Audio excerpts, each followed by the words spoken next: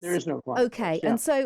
and so why did Pam Bondi seem to allude that there was a client list she's the Attorney General, that there was a client list she was in possession of in February, and then denied having a client list or knowing anything to do with it only a few days ago? Well, there is a list of people who have been accused by accusers, but there's no list But that there's was no client filed by list. Jeffrey Epstein. There's no client list, but there is a list of people who have been accused and some of their denials. Now, the mystery surrounding the deceased financier and convicted sex offender Jeffrey Epstein continues.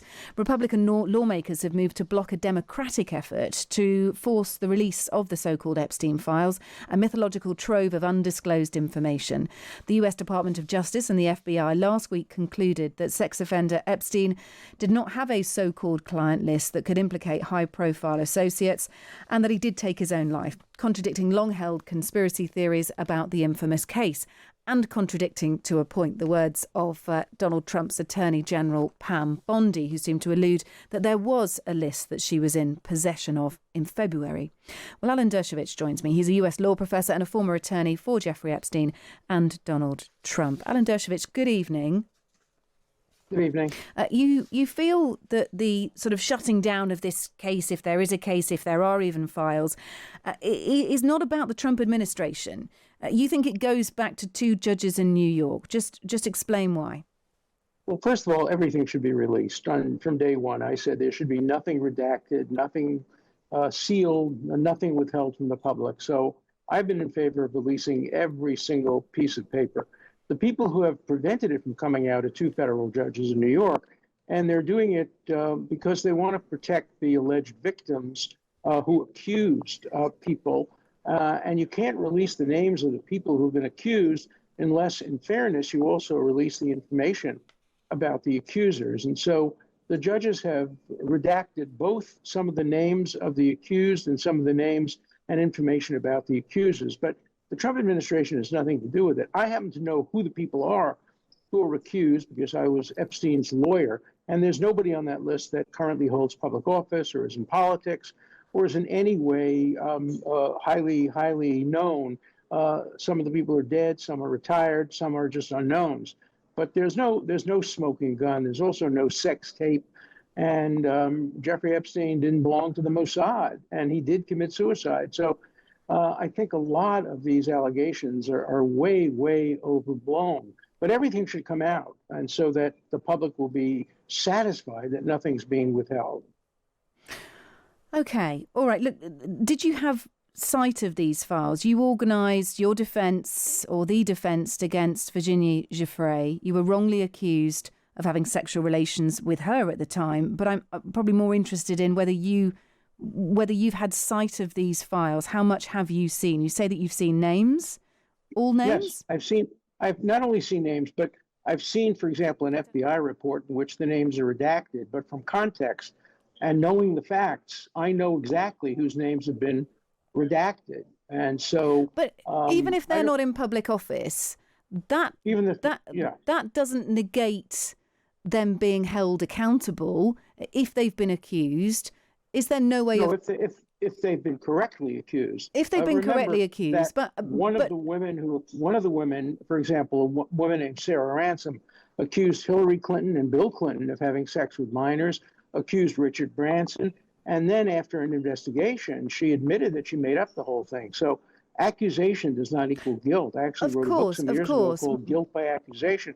But every accusation needs to be thoroughly investigated, doesn't it? Absolutely. And so do the accusers need to be investigated. Of course. Both the accusers and the accused. I agree. Yeah. It needs to be robust on both sides. But because of the nature of the accusations and the people involved, is it really impossible that at this stage, at the investigation stage, the names of the accusers are kept private and the names of the accused are kept private, that there is an investigation that goes on behind the scenes, and when there is found to be guilt, names are then released?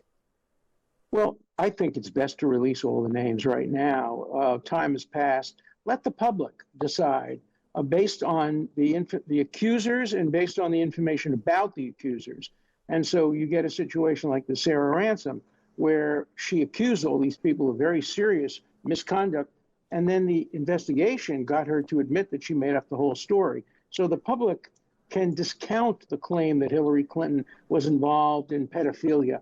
On the other hand, there may be some other charges. For example, one of the people charged, of course, is Prince Andrew, and I have no idea whether he was in any way guilty. The accusation is not enough. Now, he did settle the case, but we absolutely have to point out here that Prince Andrew denies even ever meeting Virginia Giuffre. He denies all allegations of that nature. And of course, the case was, there was a payment made. There's no case settled, I suppose, to be absolutely legally tight about it. But he denies to this day any involvement with Virginia Giuffre at all. Can I ask you about the client list? This is confusing because there is no client list. And so why did Pam Bondi seem to allude that there was a client list she's the Attorney General, that there was a client list she was in possession of in February, and then denied having a client list or knowing anything to do with it only a few days ago? Well, there is a list of people who have been accused by accusers, but there's no list that was filed by Jeffrey Epstein.